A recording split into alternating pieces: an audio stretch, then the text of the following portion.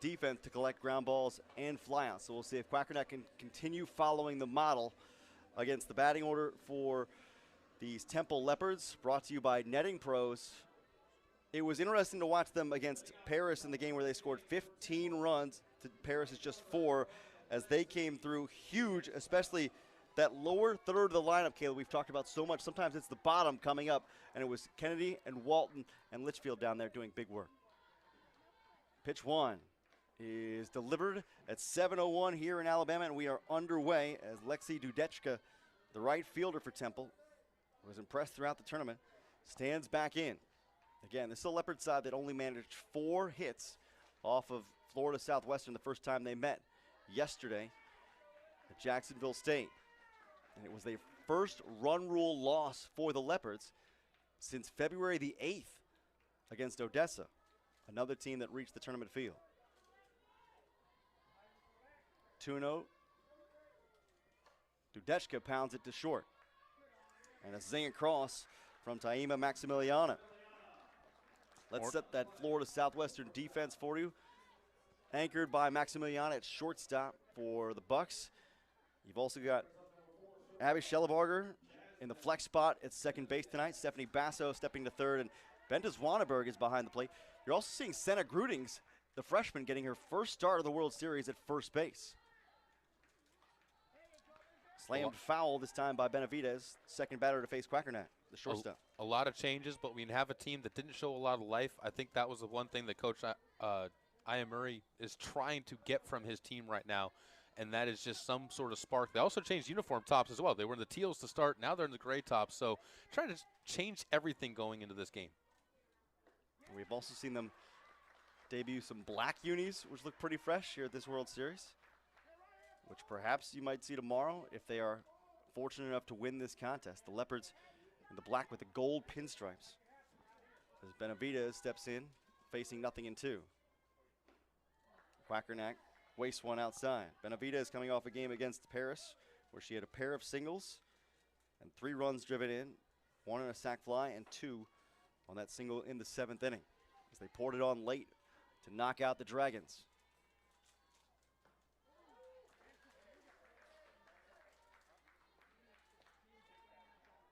One and 2 the count on Jasmine Benavidez.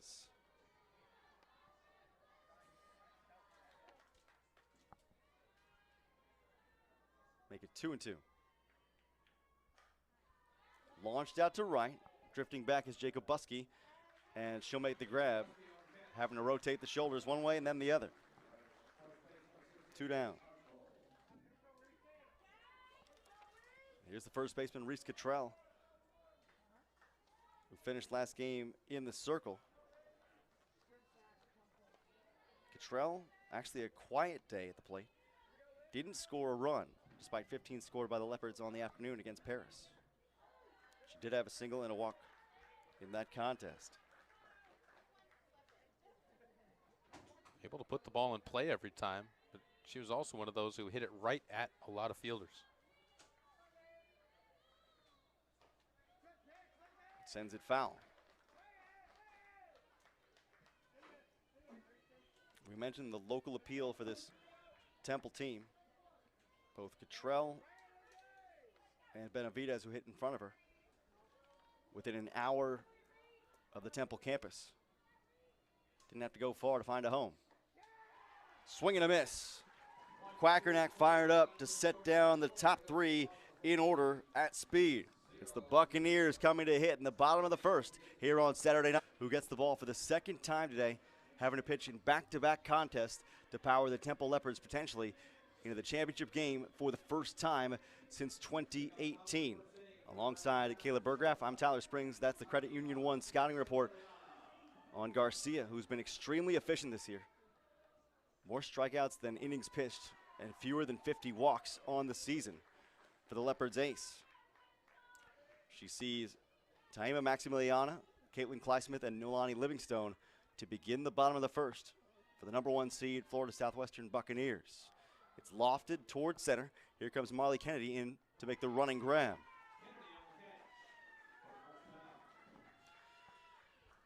Behind Maximiliana, Kleismith, and Livingstone, you've got a point the finger at Stephanie Basso in terms of hitters that have got to come up big in this contest, and she very often has in this tournament. Bente Zwanenberg getting the start at catcher as well. Senna Grudings, as we mentioned, getting the start at first base. Taken low this time by Kleismith, the left fielder. That batting order brought to you by Netting Pros, an official partner of the NJCAA. The 1-0 from Garcia is wrapped to second and gloved by Cambiano. Only one error the entire season for Kylie Cambiano. Outstanding in the flex position, taking over duties at second base. The defense behind Izzy Garcia for this matchup mirrors what it was for the game against Paris. Benavidez and Cambiano up the middle. Ratu behind the plate, and Cottrell at first. Marley Kennedy and Brooklyn Walton in the outfield collided in the gap in left center at one point during the game against Paris, but both healthy enough to start this contest with the season on the line. The count is 0-1 on Nolani Livingstone as Garcia pushes pause. Like you talked about it, getting off to a quick start, both of these teams on the defensive side was important. 1-1. Temple faithful wanted the call in the Leopards' favor. And very similar to what Paris did against Garcia's, taken early cuts quickly against her. Livingstone lays off. And I do also think important on the Garcia side, she only pitched 3 2/3 innings in that first game. So she did not necessarily have to use a ton of energy in the circle the first time around against the Paris Junior College. Flown foul by Livingstone. How much energy did she use exactly? 79 pitches worth, 44 of which were strikes, before giving way to Reese Cottrell. They actually split the game almost down the middle by outs. Garcia 3 2/3, Cottrell 3 1/3. I guess you said that. I just needed to do the math live in my head for everybody else to hear so it could be confirmed. Math is hard. That's all I'll ever say on that one. And I've said it many times myself. The count is 2-2. 2 away in the bottom half of the first. Livingstone takes low. Dancing around the zone. Livingstone was doing a little bit of dancing before the game. Now watching as Garcia dances around her. These teams do a good job keeping things loose. Livingstone. Oh! Field your position, Izzy. A 1-2-3 bottom of the first as the Temple pitcher shows off the leather. The signature field at Chocolaco Park in Oxford, Alabama. We enter the top of the second inning between Temple and Florida Southwestern. Seeds 4 and 1 here on semifinal Saturday. It's a winner-go-home contest between the Leopards and the Bucks. The winner takes on Northeast Alabama, the 3rd seed, for the national title tomorrow afternoon. 2 o'clock first pitch. Lofted into the gap in shallow right center, and drifting back is Abby Schellebarger, the flex player for the Bucks. One away as Kaya Ratu is retired. It's the first time we've seen both flex players playing second base. We've seen flex players not necessarily as the pitcher, but this time, the first time both of them have been back there over in between first and second.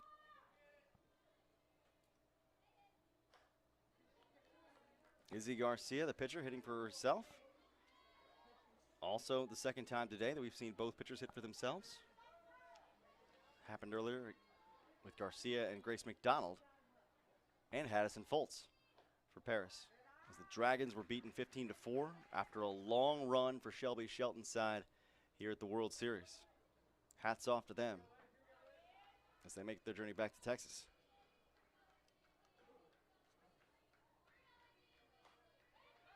Lifted and caught from behind home by Zwanenberg. 2 down. Quickly out of the crouch for Bente Zwanenberg. Well done. Take a look at what Temple's been able to accomplish this season. Ranking high in batting average and extra base hits. Certainly an offensive-minded squad for Katie Berlin George. Quackernack steal. Swung through.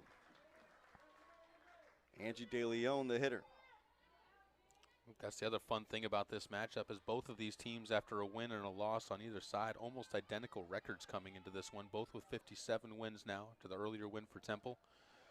And just 6 losses for the Bucks and just 7 losses on the other side for the Leopards. Couldn't ask for a better semifinal and a team waiting for them that couldn't ask for a better championship. I think really the top 3 teams in this tournament have definitely risen through. That's nothing against the rest of them, but as you expect from a double elimination, ends up chaffing the wheat. It does sort itself out with enough repetition. We talked about that a little bit earlier. Sometimes teams that meet very often, you think, well, eventually one side's going to get the better of the other side. Not necessarily in junior college softball, especially with these best in the nation. If they're dominating you, they're going to keep doing it.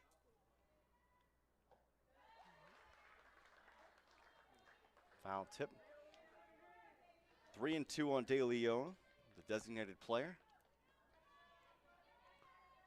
So many times if you're going to upset one of these top teams, it's got to be early in a tournament. Force them into the tough position. If you get that run through where you have to. Golfed out to left. Cly Smith is beneath it. And she'll settle beneath it for the grab. I'm going to let Caleb finish his point on the other side. We have no scoring to report from Oxford here in a do-or-die semifinal.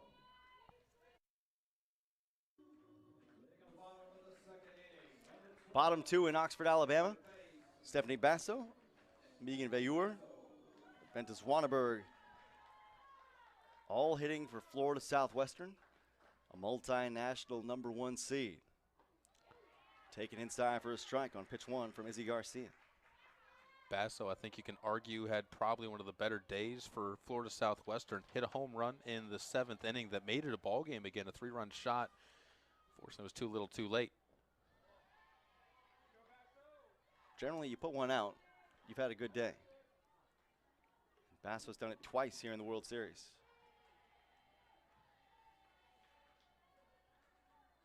One, inbound from Garcia. Lifted above the infield. In fact, back a home, foul ground. Ratu can't glove it. Kai Ratu almost did a circle there. Such a tough play on that twisting. And I almost think it gets tougher when there's no wind, because the wind you at least can kind of know, okay, it's going to push it to this direction. When it just gets popped up there straight up the elevator shaft, and you got to start dancing with the spin of the ball and kind of figuring out what that's doing, it can be tough. Laid in below the zone this time for a ball, as Basso gets new oxygen for this at bat. Trying to do some damage to begin things here in the second for the Bucks. Lofted foul right side. Not as big a crowd for this contest here on Saturday night as there was this morning when the Bucks were taking on the home state team, the 3rd seed Northeast Alabama, where a wall-to-wall crowd in the grandstand and on top of each dugout made this place very loud. It's lofted by Basso to right field. Dudechka there caught it middle depth. Dudechka says, I got your back behind home plate, Ratu. You don't have to make every play. That's why we got fielders out here for second chances, and makes it pay off. Here's Megan Veilleur. Sophomore has DP'd throughout the World Series for the purple, teal, and gray-clad Buccaneers. National runners-up last season to Northwest Florida. Were the 2 seed in this tournament before being sent packing. Called strike. I gotta say, you couldn't ask for a better night for a game. 79 degrees, 0 wind in this one. The American flag is listless on the pole out in center field. Some good watching to be had out in the bleachers beyond center.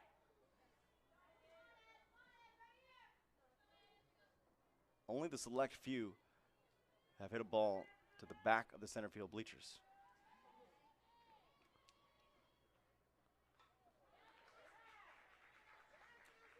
Two and two.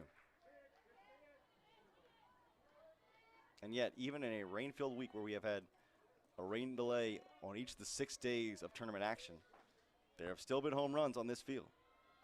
225 feet to each part of the park. Laid in for a strike. Fayor frozen. First punch out by Garcia this evening. You consider what Florida Southwestern has done this year. Finished first in the national poll. Their 32-game winning streak was broken just today by Northeast Alabama. That says something about the Mustangs.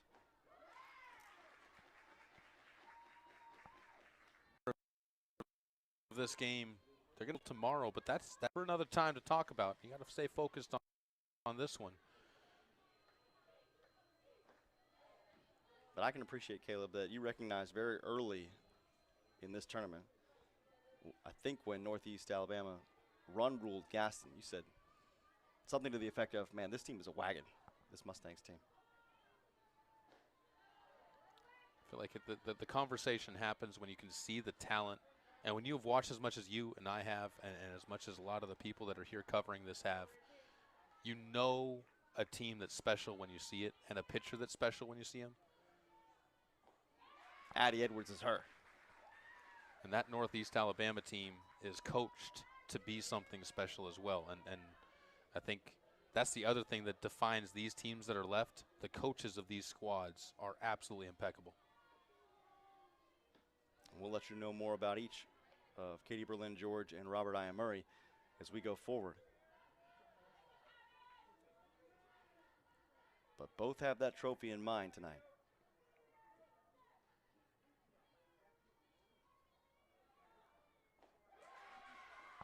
Another strikeout rips through the air for Izzy Garcia.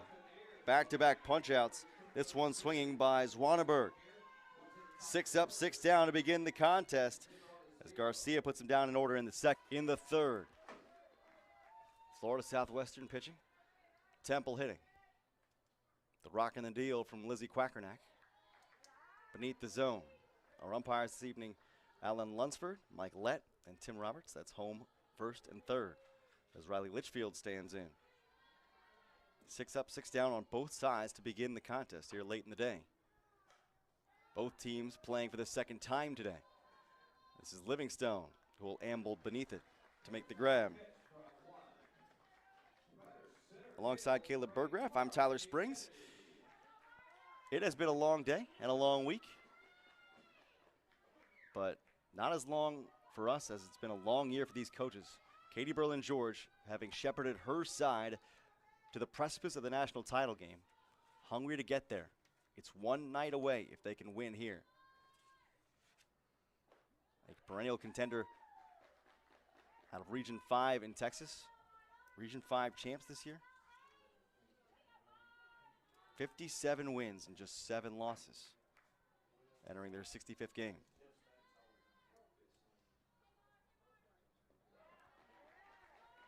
She's had a fantastic career. And as you typically see with, I feel like, softball and baseball coaches, is married to somebody who is in the baseball life as well. Husband is a scout, was for the Cubs, is currently for the Rockies. I have some letters for him on and notes of improvement on the players we're bringing in for the Rockies. You have some for him. Just based on what I've seen. I don't know if it's his players that have been being selected in the drafts, but you're his national cross-checker? Is that what that is? Yeah, okay. 3-0. An auto take and an auto strike from Quackenberg, or I should say Quackernack. I sincerely doubt he will take my notes. I will put that out there too. Yeah. But if he is willing for suggestions. You won't know if you don't try. Okay, don't try. Rolled over to third. Basso with a great sidearm sling. Ripken-esque. 2 down. All that said, though, I'm sure there's some of that talent can be seen, and I'm sure that there's discussions when it comes to the players that she's looking at. There's probably discussions had of like, hey, hitting is hitting at some, and fielding is fielding at some point in time. The second set of eyes, and this entire staff is incredibly put together for Temple. The hitter is Brooklyn Walton. With 2 down, she'll see 1-0 here. From assistant coach Ryan Carmichael, played at the University of Baylor and Baylor University, University of Illinois and University of Baylor, whose husband is a coach at McLennan. It is oftentimes a family business. You see that with Amber Flores, whose dad Alex is coaching with her for Seminole State in this tournament. You see that with Robert I. Murray, the head coach for Southwestern. His daughter coaches at the University of Alabama. When you love it, you love it. And even the other coach, Maurice Zaleski, who's been with this group for a long time, was on the championship team for the Temple Leopards back in 2018, and whose daughter is currently at Texas, coaching on that staff. It's part of how the game grows. The 2-1.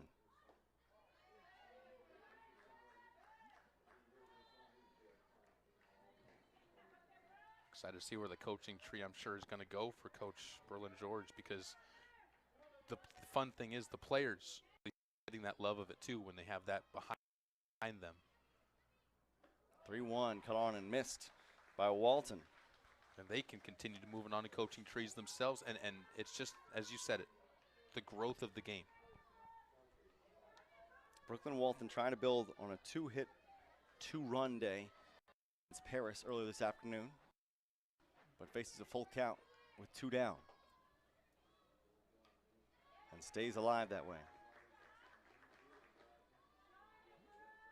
I feel like that's kind of the way of it when you're in a coaching family or a serious playing family. Either you grow to love it if you're adjacent to the person that's in the midst of it, or you get pushed in a totally different direction. Maybe you're coaching another sport, maybe you're not coaching at all.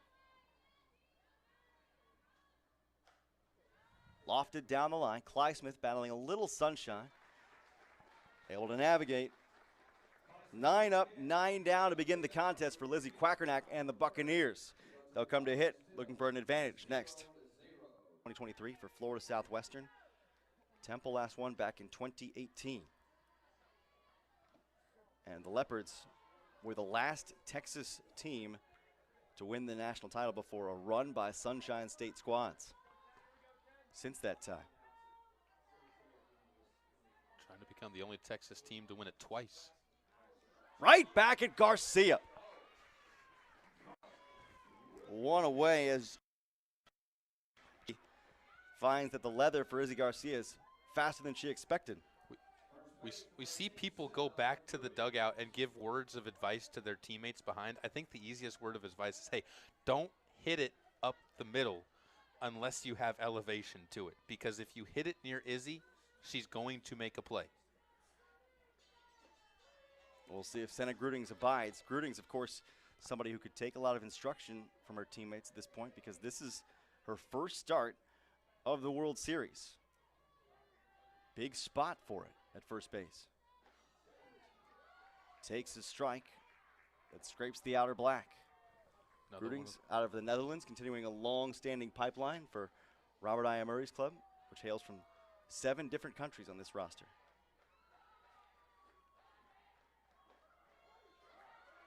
Called strike at the knees. 0-2. Surprised there's not any orange somewhere on her. Netherlands known for softball. And I. Murray's had a few from over there. That is their color, the Dutch. Know that very well from them breaking my heart in the World Cup multiple times with soccer. It'll happen. But we got speed skating. Now there's something I didn't know. It remains 0-2. Grudings goes down hacking. 3rd strikeout from Izzy Garcia. As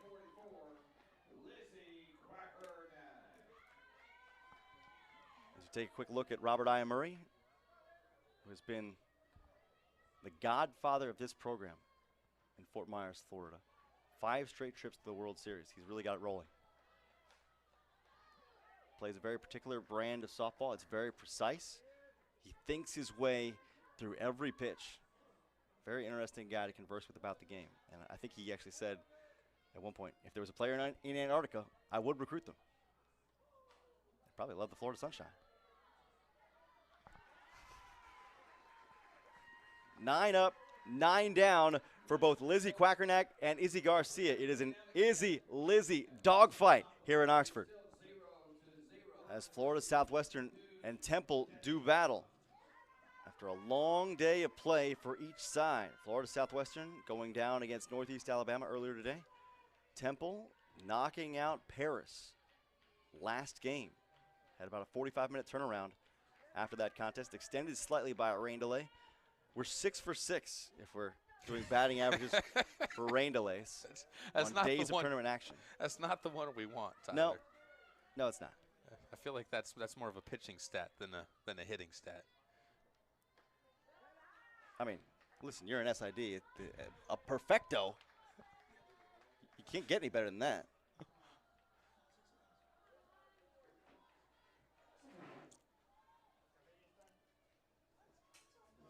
2-0 incoming. Let's see about adjustments, Caleb, because the first time through the order for each of these two sides, I won't say they look fatigued, but they look like they've seen each other, they've known each other, and they also know perhaps each other's pressure points a little bit because neither side got a hit. Well, the first time these two teams battled was the first time in history that they have gone against each other, making it, I believe, our third one of the day. That was first time against each other because Northeast, or in a row, I should say, as Northeast, Alabama, and Florida State Southwestern was the first time. At least our third one in the last few games. Could be right. It's also Paris and Temple was the first time, or excuse me, that was not the first time. It was Paris and, oh, I'm going to blank on last night. Odessa. Yes. Was the first time they had played against each other. This year. Or ever. Ever. Lofted to the left. It'll drop down just in front of Clysmith. And the hitless parade dumped out of by Alexi Dudechka. Dudechka, just the, it's impressive to see her just keep on hammering away as a leadoff hitter in this tournament because she just cannot miss. And this team vibes off of her. Speaking of can't miss vibes, check out that sunset here at Chocolaco Park. Off of the lake. Not shabby. Good work from our camera crew, led by Alex Winchell and Seth Daniel in the control room. It's bunted back to Quackernack, and that throw a little loopy, but it did the job, as did Jasmine Benavides, giving herself up to push Dudecka to second base. Quackernack throwing to her typical position. She's typically the one covering over there at first base, and doing a good job of changing the direction of the throw. One away for Reese Cottrell, who struck out swinging the first time at bat. Watch it. That was barreled up, but a little bit late. Saw it well.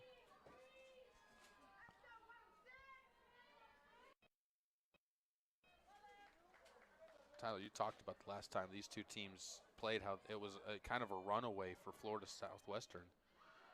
It really, truly was. The first two innings were where they established themselves to the 10-0 lead. So they were really in the position that Temple was in our last game. This time around, I think that's got to be the biggest boost for Temple in their dugout is we didn't let it get away early. So now when we actually did get our bats going in the first time around, they can pay dividends for us because we're not so far out of it that it's just a chance that maybe we could string something together. At this point in time now, it's come down to can we strike first? And when this Temple team has struck first, they've been in successful opportunities. 1-2, and time is asked for. Courtney Gettins a chance to go out and talk to Quackernack. I think it's also not completely ridiculous to say a lot of the moving parts that were required to put on a lot of these games throughout the week, changes and time and further delays, I think that can do a little number on your psyche. Maybe not for longer than just until you go to bed, But when you're expecting one thing when you wake up and then it's another thing, the adjustments can, for different players and some staffs, I guess, be a little harder to adjust to. Now, we went through enough reps throughout the week that these are rain delay veterans now. But that game, again, got played at a totally different location, which was not expected entering the tournament. And maybe Temple says, well, let's just write that one off and play who we know we can be. Speaking of which, a power stroke issued by Cottrell to break open the scoring.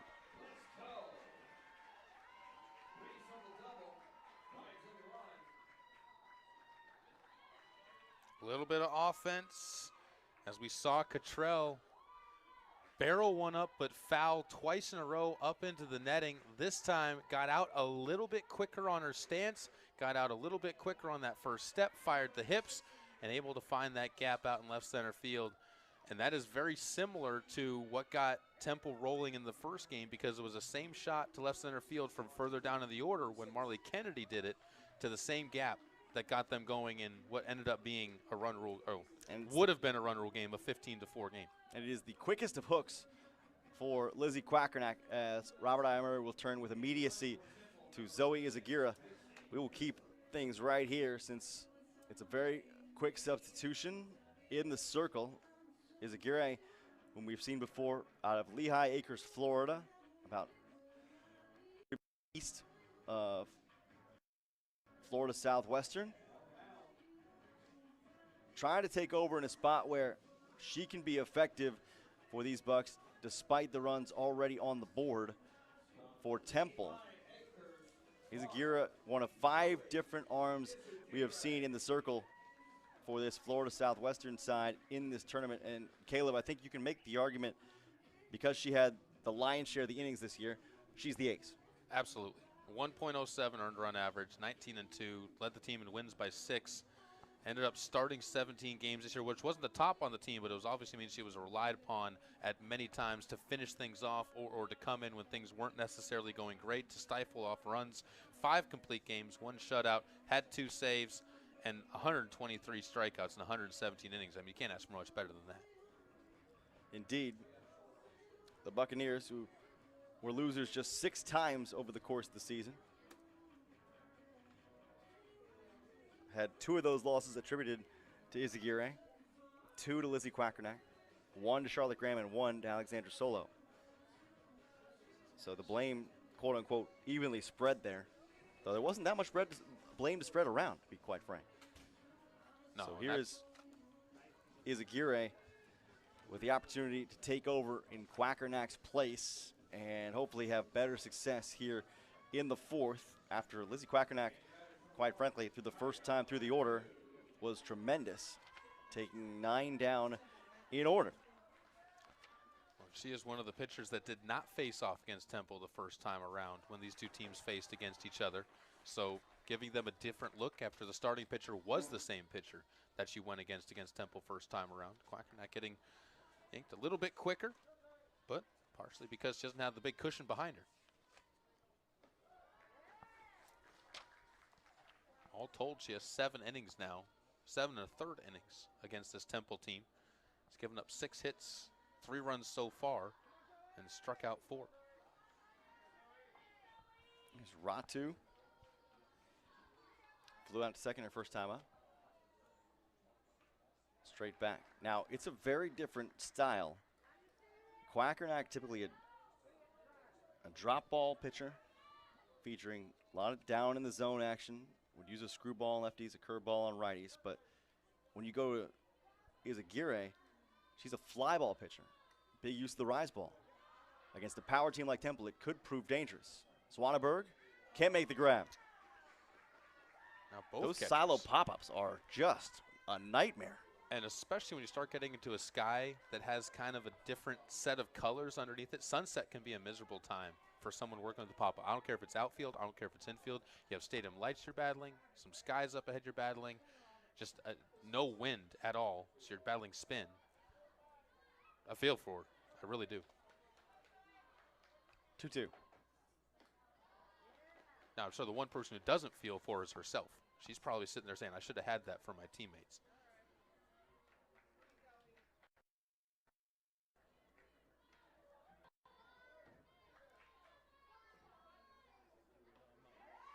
Ball 4.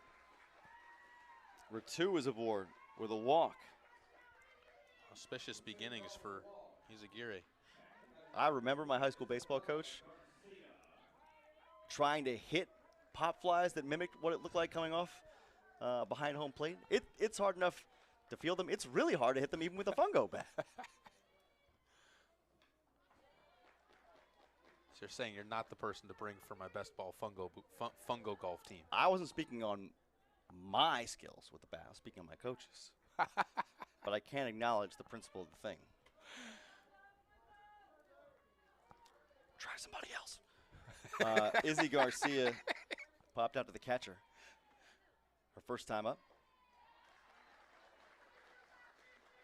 And she'll see nothing in 2 here from Izagiri. This Florida Southwestern outfield, I mean, you talk about back. Right field is on the warning track. And the rest of them aren't much further in front. You're talking 2 paces out and left, maybe 2 paces in center.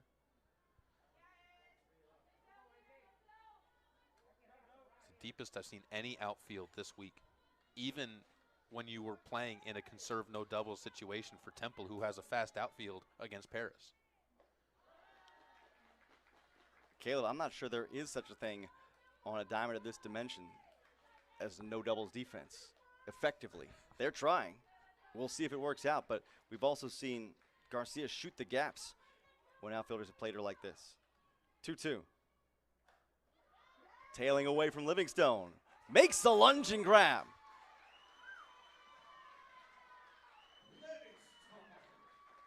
Elite defense. When Temple shows up, she has her best games, apparently, because she has her first career 2-home run game against them yesterday.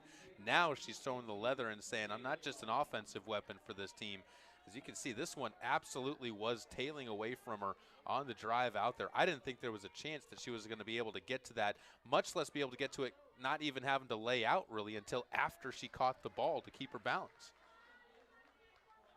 Expertly done by the British Columbia native, who's getting some looks from some pretty high-level schools.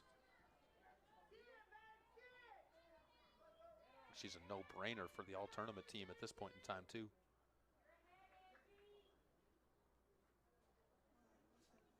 Nothing in 1. And we seem to have something of an issue with the pitcher's rubber in the circle. Might be a conversation on how far she can go to the edge of that rubber, because she did bring in the third base umpire, and I think there was a conversation. She was saying, she was nodding her head in affirmation to something that she might have asked, or maybe he was coming out to warn her about something that could turn into a pitching violation as well. So they did call an illegal pitch from Izagiri.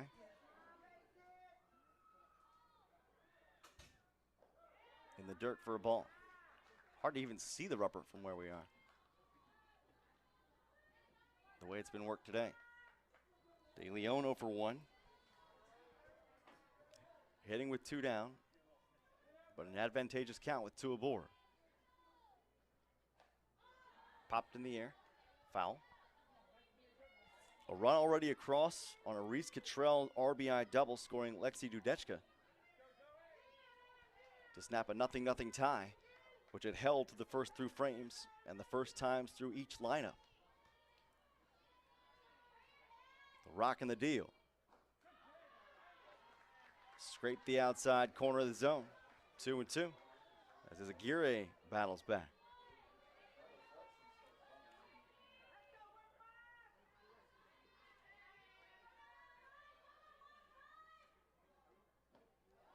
Missed wide this time.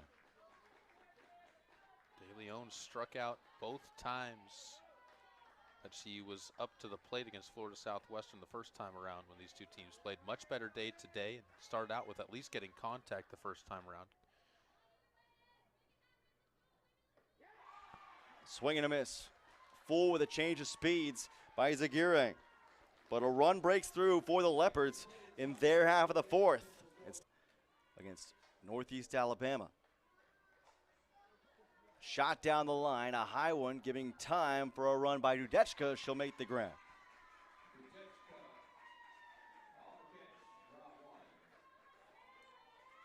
The range of the Temple outfield shows itself off again, but as you said, she got extra time just based on how underneath that was. This defense just continues to impress. Maximiliana 0 for 2 today. Fly out to center and a fly out to right. Bunt offered by Clysmith. The turnaround, the throw's in time. Talk about a whirling dervish play right there for Reese Cottrell. Can't bunt it much better than that if you're Clysmith, and I think she just got it. When you're rolling, you're rolling. And that was everything had to be working seamlessly on that play because your second baseman has to be on her horse getting over there. To the right side, this will elude Cambiano into right field as Livingstone has reached for the first time tonight. And you can't expect her to get there. She was still catching her breath from the sprint over there the first time.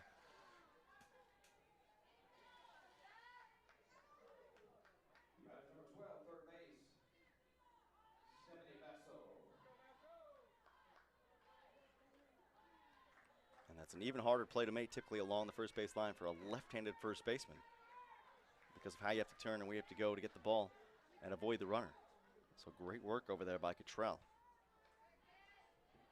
Incoming to Stephanie Basso. Runner breaking, throw down, not nearly in time. Livingstone has it stolen. Have not seen the stolen bases really play a huge role necessarily in this World Series until realistically today. We've had a lot of these semifinals see stolen bases end up getting rallies started, maybe not finishing rallies, but really putting some pressure on. And now with 2 outs, could put a little bit of that pressure onto Temple, and we might have an overrule here, maybe some batter interference. I think I was going to ask whether or not it was a question of did the runner leave early, but you may be right on with batter interference. That's what Coach Katie Berlin-George is asking about for this crew. Alan Lunsford, Mike Lett, and Tim Roberts conferring. And no change in the call.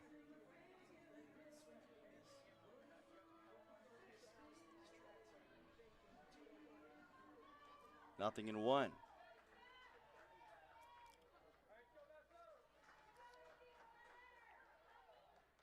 Garcia's delivery with the runner starting late. This is flown foul.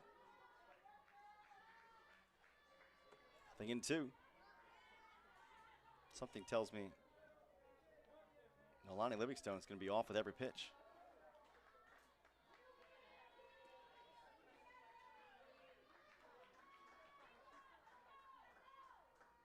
Inbound.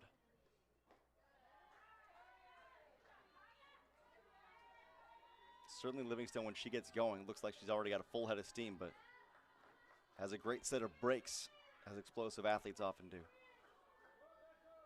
Can fool you into thinking she's headed somewhere she's not.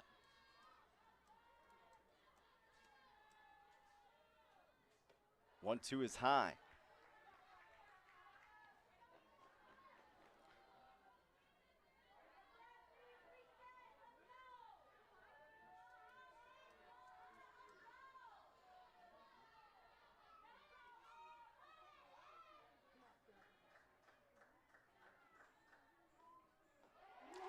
Floated in for strike 3 by Izzy Garcia. Basso incredulous. A runner stranded in the 4th. Down 1-0 through 4. Temple Leopards, the 4th seed in this 20-team national field. One of the last 3 standing, along with the number 1 seed, Florida Southwestern, and the number 3 seed, Northeast Alabama, already into the championship game. Popped foul behind home to the grandstand here at Chocolaco Park's signature field. Alongside Caleb Burgraff, I'm Tyler Springs. Riley Litchfield is your hitter. Flew out to center her first time at bat.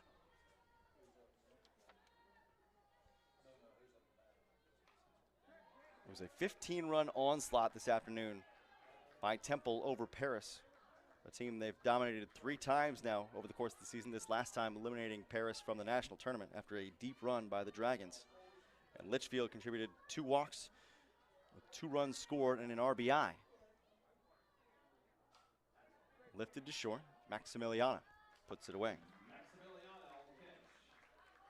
Temple for the success of that program, what they've had. The national championship that they were in and won is the only trip that they've made to the national title game in the program's history, despite other successful runs here at the World Series. So I think that's something that not just as a Texas school that they're trying to represent, but even Texas. I mean, you talk about a snake-bit state right now when it comes to trying to make the World Series. McLennan in 2024 was the team that ended up as the little sister. Again in 2022. Grayson, Texas in 2021. Angelina in 2019. They've been close as a state. They just have not been able to get through. And so many times it's been this team in Florida Southwestern that has been able to upset them in those. In fact, the only one out of those that was not Florida Southwestern was Chipola and Indian River. Other Florida schools.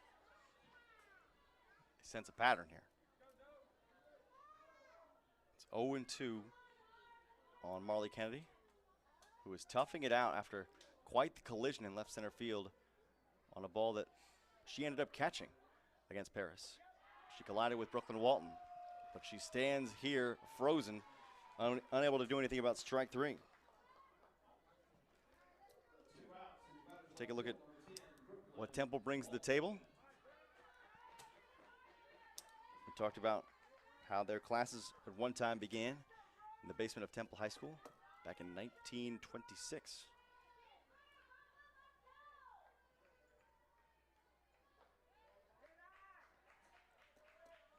Temple in between Waco and Austin.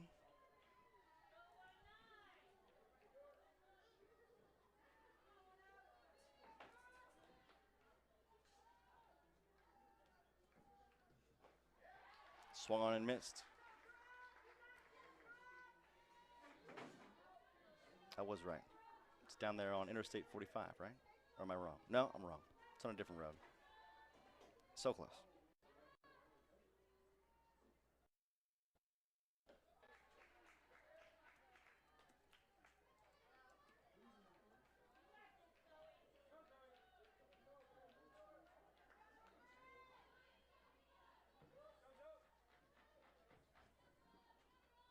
Two 2-1. Chased high this time by Walton.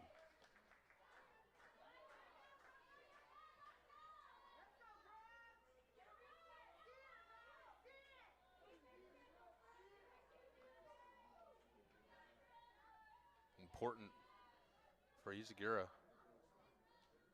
excuse me, to get back into a rhythm. Speaking of a rhythm, how about 1, 2, 3? Down they go in the fifth. It's still a closely played contest here in the quote-unquote third semifinal with a berth in the national championship on the line for these two sides. The Bucks of Florida Southwestern clad in gray, purple, and teal. Temple in black and gold. It's launched to center field. On her horse is Kennedy going into the gap, and she'll run it down. Made me sweat a little bit there on that one again, as Kennedy and Walton once again were, but this time Walton took the backup route instead of going for the ball. Better communication back there in the background. That is the same two fielders with more experience. Florida Southwestern founded in 1962 as Edison College. Fifth name change to get to Florida Southwestern State. I know part of those name changes, I do not know exactly when it was. I would have to do some deeper diving on that, but I know the state of Florida in their junior college systems changed them to more state schools instead of having a lot of different names. Manatee, who was at the Division II, used to be Manatee College and then got changed to, I'm going to blank on that name too. Above right field and gloved by Cambiano. A lot of different schools ended up having shuffles around, and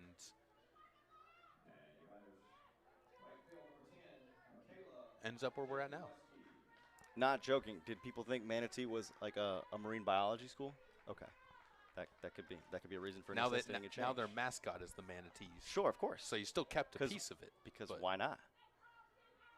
How many schools can actually use Manatee and have it be appropriate? Now, I'm glad Florida Southwestern didn't become the light bulbs after being Edison College. Yeah, but that would be unique. Apparently, Edison spent his winters in Florida down there, and I think he still has a house you can visit, a historic preserved house in that area. Chopped over third. Oh, the bat control there for Jakubuski. Safe at second.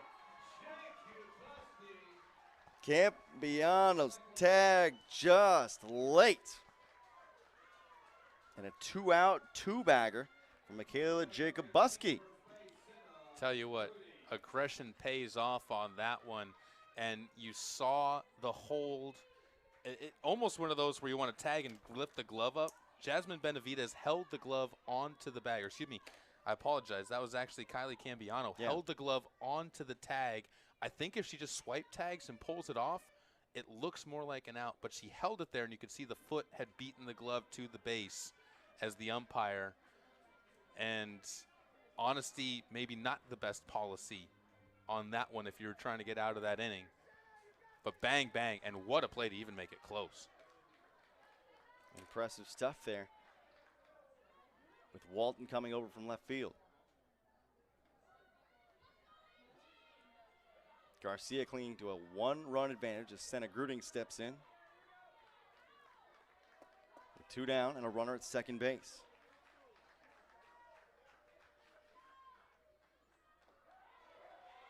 Change of speeds has been absolutely wicked for Izzy Garcia.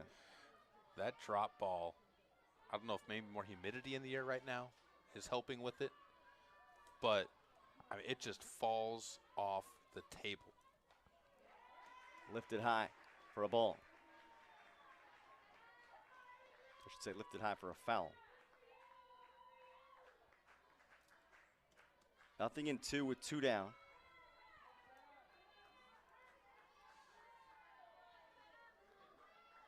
Gruding's making her first start of the World Series. Is she going to get the changeup on 0-2? Nope, it's the hard stuff. Can I also say that Izzy is throwing herself out of the tape job in her shoe right now? I did notice that. Her shoe is coming apart. And I'm sure she's just hoping, please, can you just survive one more night? I need a bit more athletic tape. That's it. Can't be easy to pitch with that being dragged behind you and throwing you off. Yeah, that right shoe is in some trouble.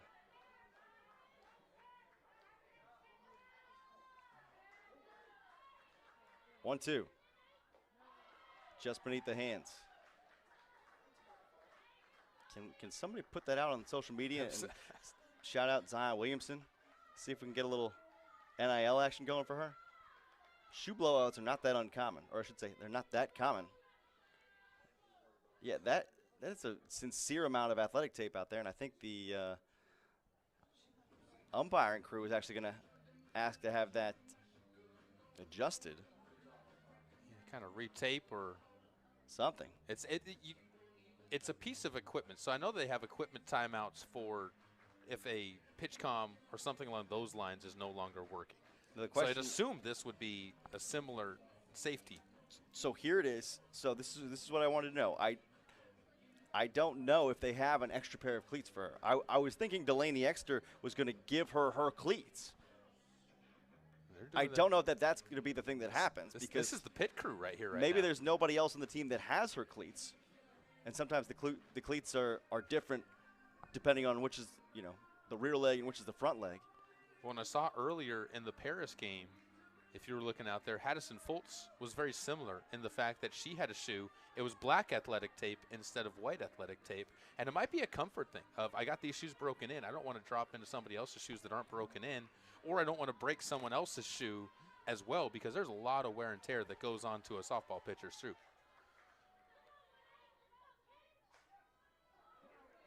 Down the line, ranging toward the wall, Cambiano, look out.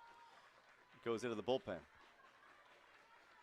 And then you get into the whole issue of what you occasionally see with pitchers, usually with fingers rather than with toes, but blisters, right, in a shoe that's not the right size, and a whole host of other problems. Strike three. A fine brushstroke on the inside corner for Izzy Garcia. You know, I don't think I made that entirely clear once she switched out, but she took Abby Schellebarger's place at second when she ceased pitching after Schellebarger started the game there in the flex spot. So it's a totally different right side of the infield than began the game for Florida Southwestern. Taken high for a ball.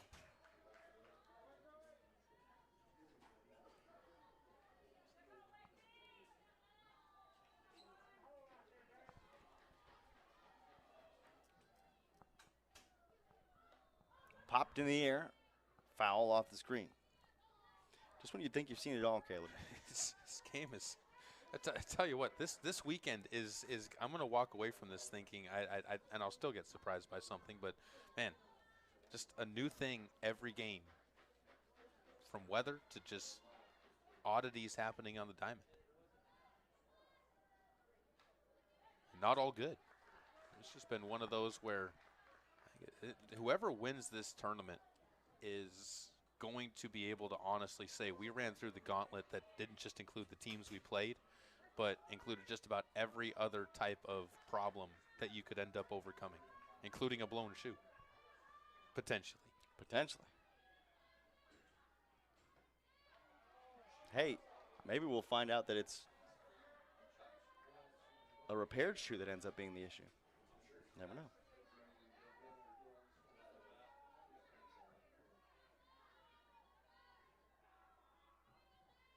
Two.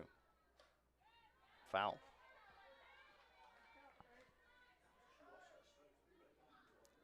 Dudechka got a single and got things started. The only run of our game, in fact, the first hit of the game for either team.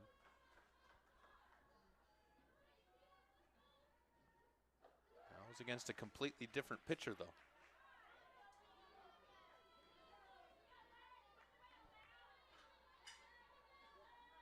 A single and a run scored. The only Temple College Leopard that has played and started every game this year. 2 hops to Maximiliana at short. It's 1 hop too many.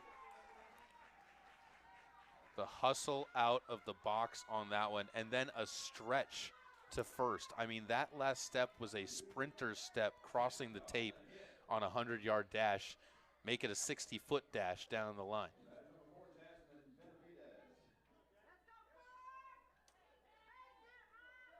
Here's Benavidez, 0 for 2 on the evening. Trying to help the cause. Would she be inclined to lay down here? Thought about it. Cautious looking down over to first as well, because Dudechka does have 33 stolen bases this year.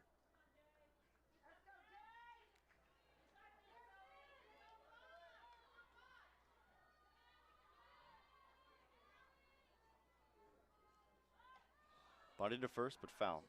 To your point a moment ago, Caleb, I wonder who might be able to get that together tonight. But there's a couple of players in this World Series that belong in like a perfect attendance club, you know, who have played every single game for their team this year. It's not that many. 60 is a lot.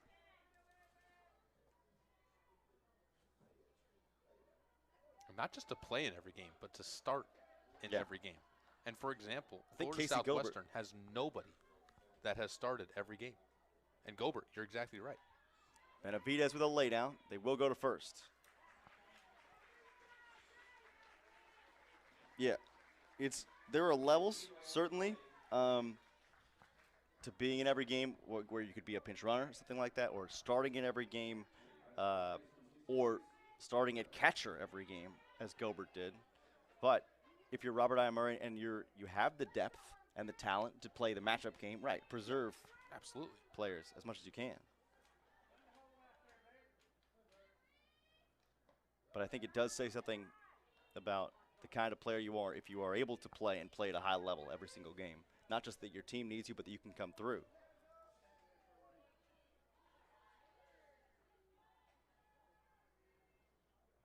Some coaches actually use that, especially I've heard it done at catcher, as a recruiting tactic that says, hey, I don't split my catchers. I want somebody who wants to be out there every single game. And that offered appeals. And I think it helps to have a constant field general that you can always trust out there, that is a secondary coach and somebody who can kind of calm things down and see things that maybe are from a different perspective. And you look at Judechka in right field, she's going to have a different view of things just physically from what you might see from the third base dugout or first base dugout. 3-0 wasted outside. It's ball 4. They're not going to pitch to Cottrell. Well, after you hit a double and brought home the only other run of the game, that's a Checks pretty out. good reason not to pitch to somebody. Checks out. We've seen teams learn. We've seen. They better. Don't let the big player hit you. The teams that don't learn aren't here anymore, typically.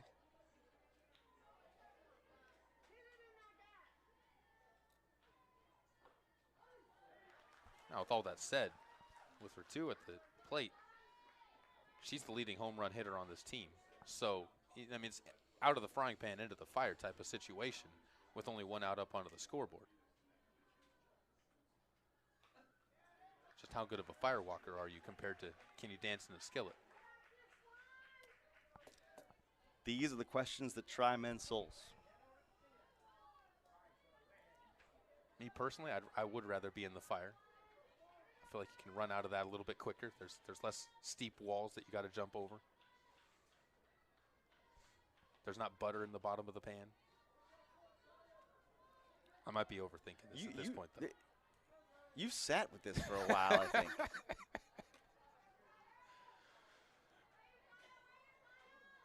Oh, 2. Missed wide. When you have a lot of long drives in Wyoming nothingness, random thoughts will cross your mind. Okay.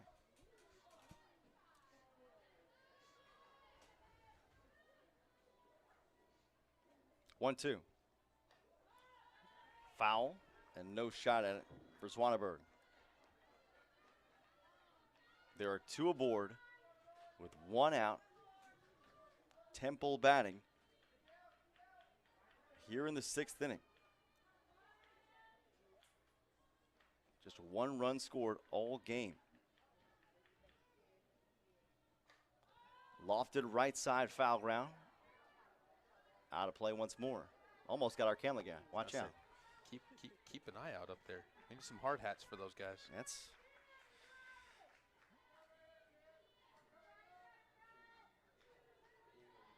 keep your head in the swivel. Shout out, by the way, to Brian, Dawson, Shofar, Dimitri, and Omar, our camera crew, have done an outstanding job this tournament.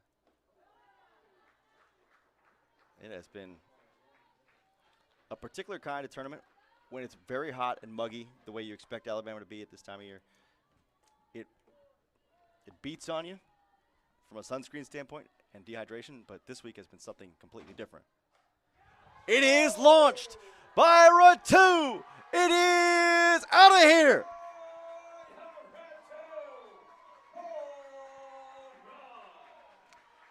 Leading home run hitter out of the frying pan into the fire, and they got burned.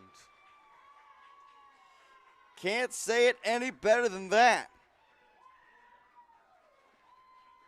You get the sense that Kaya Ratu had been waiting on her first long ball in Oxford, and it comes at a particularly important time. An extension of a 1-run lead to 4 here in the 6th for the Kiwi. No doubter as well. I mean, you look out there in left field, and Caitlin Clysmith turned to look at it, but there was no chance that one was going to stay in the yard. Off the bat, just sounded different. Jumped off the barrel.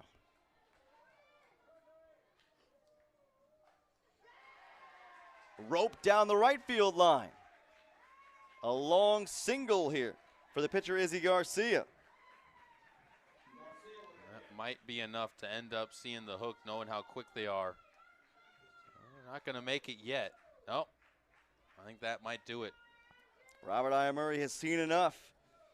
The 3-run shot by Ratu, unfortunately, might be the punctuation that ends the final appearance of the season for Zoe Izaguirre. We'll tell you who the new arm in the circle is momentarily on ESPN. I honestly was curious on whether or not she might start this game, but I think Aya Murray has liked her better in a relief role. The question becomes, did he go too late to Graham, who has been, I would say, for my eyes, as steadying a force as they have in the circle in this tournament. De Leon, the hitter, with a runner aboard at first. Still just one down in the 6th.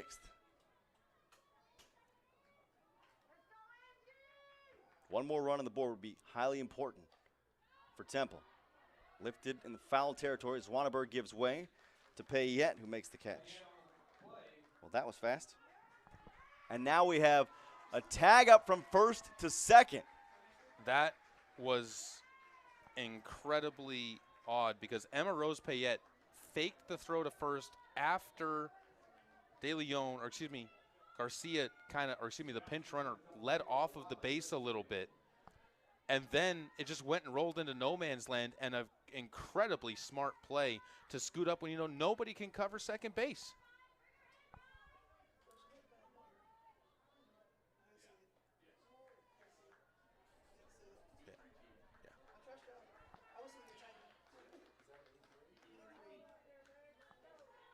Her knee 3 will move her up. Wow. I mean, I think it just slipped out of her hand, I to agree. be honest, No, on the throw. Without a doubt. This is popped above home. Zwanenberg gives way once again to Payette. Well, well, well. A 3-spot posted in the 6th by the Temple Leopards. The 4th seed looking to take out the #1 overall seed, Florida Southwestern. Going to the bottom half. It's a 4-run ball game. Florida Southwestern as we hit the bottom of the 6th inning here in Oxford, Alabama. And Turner offers bunt. Alongside Caleb Berggraf, I'm Tyler Springs. A really off-the-wall top of the 6th inning. And I don't mean that literally because there was a home run from Kaya Ratu that cleared the fence. But there's also a bunch of other unexpected shenanigans that we're still trying to make sense of. Flown to first, and the pinch hit appearance does not end in a base knock or a base runner. Haley Turner retired. I know we keep saying this, but every time I think we say that we have, like, we You've can't never see seen it anything new. Yeah. Oh, yeah. I mean, in that last play coming in from the end of that last inning, if it was not for the quick thinking of Payette, that would have been another run scored for Temple in that inning after the ball was completely lost behind home plate by Zwanenberg. Yeah, good read by your first baseman to see that your catcher's completely out of it on that particular play. This is an inning that got started by Senna Grudings falling down inexplicably next to the circle and having to leave the game, replaced at first base. Shot up the middle by Maximiliana, her first hit of the game, with one down here in the bottom half of the 6th. Then you had the home run by Ratu. Then you had Garcia getting on with a roped single to right field. She advanced to second base after faking tagging up on a foul pop caught by Payette, where Payette faked the throw, and on the pump fake, the ball skidded out of her hand accidentally and allowed Garcia to advance to second. Whoa, a protective foul ball that time for Kleisman. Somebody just didn't rub the lucky rabbit's foot in the dugout enough for Florida Southwestern going into that one, or somebody spilled the salt shaker. Whatever their ritual is. I would say the leopards crossed their path, but that's not. Is that a black cat? I can't remember off the top of my head if that's polka dotted or. You better stop while you're ahead.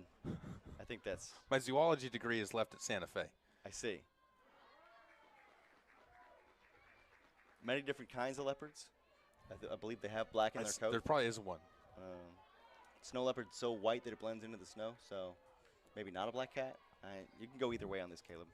I think we're going to get out of the hole while we still have shovels that aren't being broken over our heads. Swing and a miss. A chase by Kleisman. Nets are nothing. 6 punch-outs now for Izzy Garcia. And much like she did against Santa Fe, she has shown up when her team needed her most. As in that game, she went 7 innings and held a Saints team that was coming off of some success and some really good momentum to just 1 run. So far through nearly 6 innings. Lifted the other way for a shallow single by Livingstone. I thought Maximiliana had eyes for third there, but she holds up. And that draws the tying run to the plate in the form of Basso. I think Livingstone might try to move up on that play if it was not for the fact they need more than 1 run, and you don't want that last out up at third base. So Robert Iamurray here going to make potentially a switch, but what is the switch going to be? It's going to be a pinch runner. He's got 2 fleet-of-foot runners out there. Basso's 0 for 2 in this game, but it's not as though she's hit poorly in the tournament. She's homered twice at the World Series. Including already today. In a clutch moment today as well. So Livingstone is going to swap out on the base pass for a pinch runner. It's Mila Durnell. So, funny story about Durnell. Her twin sister, Maddie, is on the opposing roster for Temple. How wild a coincidence that they each chose programs that would reach this stage of the national tournament so that they would face each other. Identical twins. And definitely not what you expect to see.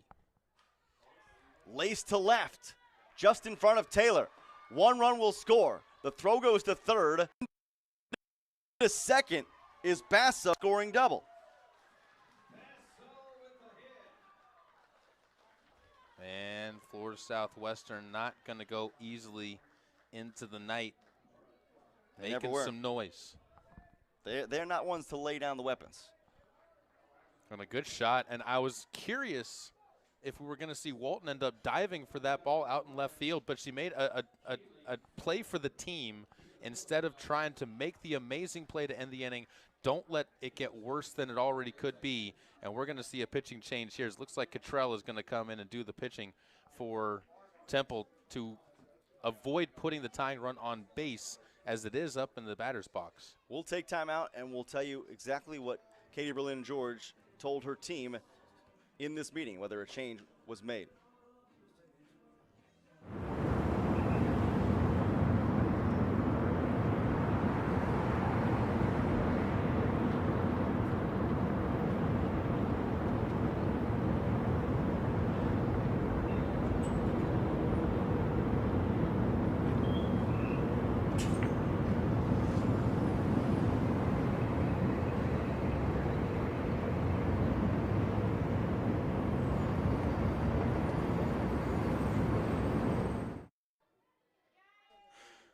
Here comes the offering. Oh, feathered in by Garcia. There was no change in the circle. It is still Izzy Garcia, the starter for Temple, who is now allowed to run to the Florida Southwestern Bucks. Megan Bayur is at the plate. Fisted to third. Runner got in the way of Riley Litchfield there, and I think a conference with Lunsford, Lett, and Roberts, the umpiring crew. And I'm curious, as the runner was ahead of her and was breaking for the plate as fast as possible, it wasn't like slow down and let her run into me type of a moment on that. But the other thing is it's a foul ball. So what's she running for? Now, maybe you can't be the judge of that when the ball is contacted. But that, I think, is the clearest example of a runner getting in a fielder's way we've seen in this tournament. But there will be no ruling, or at least the ruling made does not determine the interference occurred by rule.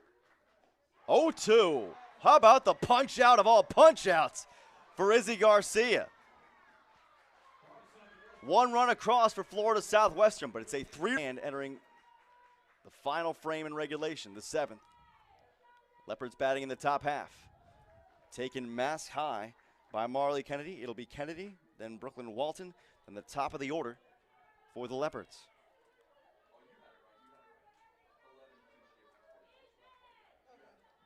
Charlotte Graham dealing from the circle. Third pitcher to throw in this game for Florida Southwestern, following Lizzie Quackernack and Zoe Izagirre. Bucks scratch one across last half inning, but were stifled from getting more with a big strikeout of Megan Veilleur by Izzy Garcia. And that last pitch from Garcia to end that last inning had a little bit extra on it. I mean, you talk about somebody who's reaching for deep, pitching in her 5th game of this series. Looking to go, I believe, 4-0.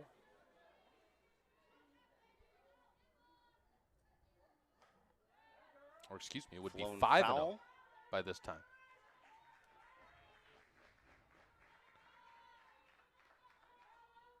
She has been an absolute giant for the Leopards when it comes to clutch moments in games.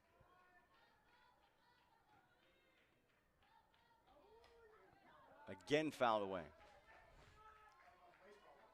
Garcia was on my radar for all tournament honors entering the day, but she hadn't pitched as much as some others. A 16.1 innings pitched and a 3.04 ERA entering today.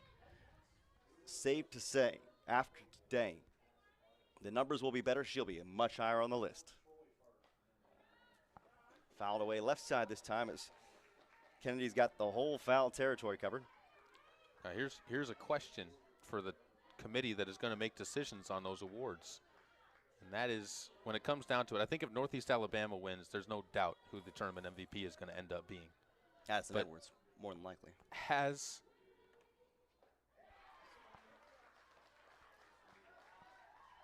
swing and a miss by Kennedy. That's out number 1 in the top half of the inning.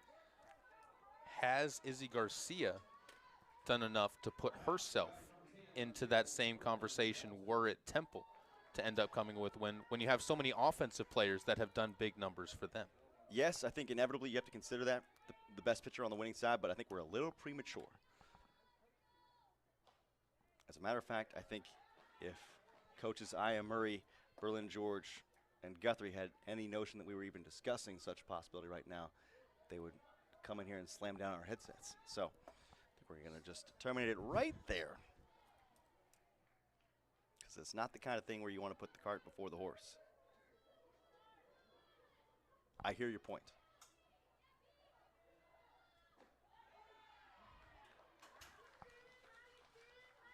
Case in point, previous to this year, the reigning national champion, Northwest Florida, had their most outstanding player be Kaylin Heil, who was also, I believe, the most outstanding pitcher in the tournament. She was both.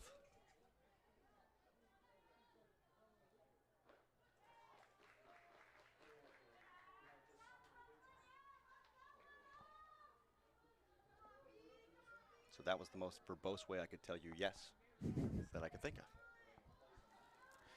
You danced well. All right. It's a rarity for me. Walton 0 for 2. Trying to stay patient here. I think that's part of the difficulty being in this spot is, yes, all these players have played at a high level, but any one of these at-bats could be your last of the season. But 100%. You can't keep that front of mind.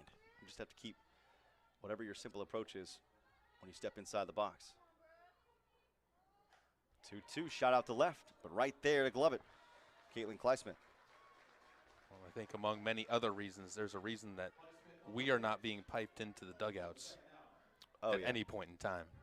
You ever done that? You ever done a game where it was like so close that the players could hear you? Done many high school games with that, and I've even done a couple of Northwest Mississippi games where during the arena, I think the people on the far side of the crowd could hear my commentary. It's unnerving a little bit.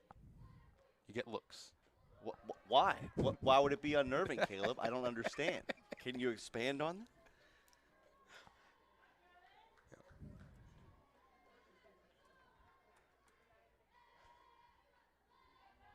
Lexi Dudechka, 2 singles today, 2 runs scored. It's been pretty much an ace in her table setting role. That's a 4 single day with 3 runs scored and 2 RBI if you count what she did in the 15-run explosion against Paris earlier today. She's seeing 2-0. Called strike. Graham paints the corner. She has been so good in her relief performances, and I completely understand where and you had seen this team more than I had coming into today, and it is just eye-opening to see what she does as a reliever for this team. And as a freshman, you have to think she's probably going to be, if not the number one of the starters going into next year's team to kind of build something onto, knowing that she can rely she's somebody you can rely on in any position. She does not rattle. 2-2 punch foul. And that's regardless of what happens tonight. And she might be a starter tomorrow in one of those 2 games. Were the Bucks to be able to come back.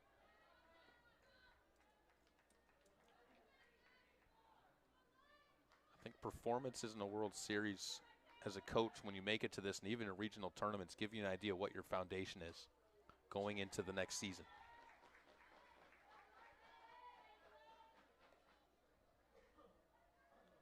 Give you a real basis for what the improvements for players have been, because freshmen aren't freshmen at this point in time in the year. And if they look at themselves as freshmen, that's not still somebody that you are going to rely on at that point in time. 2-2. Low for ball 3. Either you've long since stopped being a freshman, or you still are and we haven't seen you. One of the 2.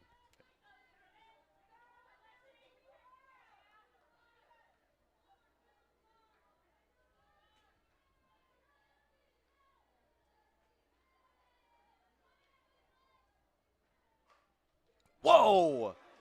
How about the defense from Basso at third base? That's how we go to the bottom of the 7th Saturday evening in Oxford, Alabama. The Temple Leopards in position to close out the number 1 seed Florida Southwestern Bucks. A shot down the line drifts foul. Benta Zwanenberg narrowly missed perhaps extra bases into the right field corner. It'll be Zwanenberg, Michaela Jacobuski, and then Emma Rose Payette due to hit for Florida Southwestern. 6, 7, and 8 in the order for Robert Iamuri's side. The number 1 overall seed, last year's national finalists. A win away from getting back to the game where they lost last year to Northwest Florida, but they are down 3 runs, have to even things at least here in the bottom of the 7th to extend the game. Strike to the inside edge by Garcia. It's the bottom 4 in the order that have gone 3 for 20 today.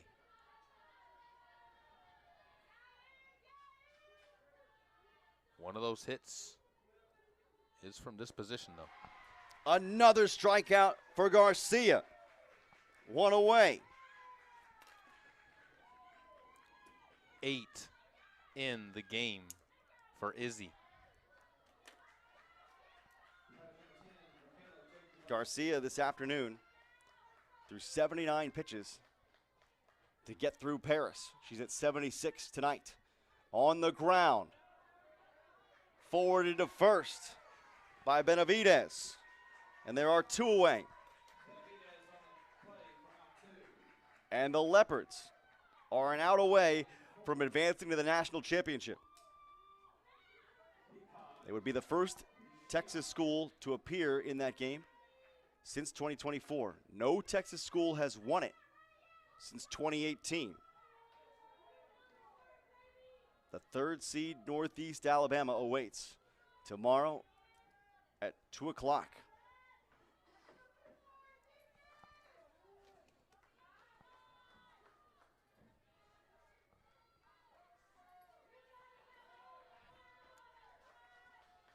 The hitter is Mikan Nishia. Strike. Riding the outside, Black Izzy Garcia trying to power the Leopards into the ultimate game.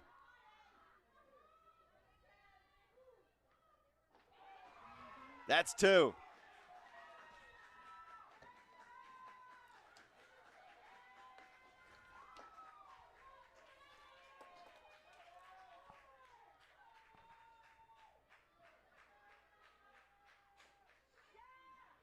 Right back to Garcia.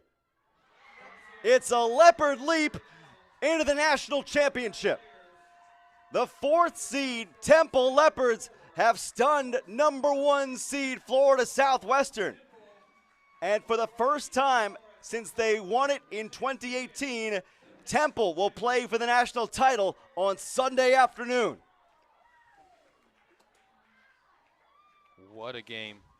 I mean, just the fight back by Florida Southwestern of not giving up and trying to put something together during that 6th inning gave them some hope, but it was too much off of the blast of Ratu.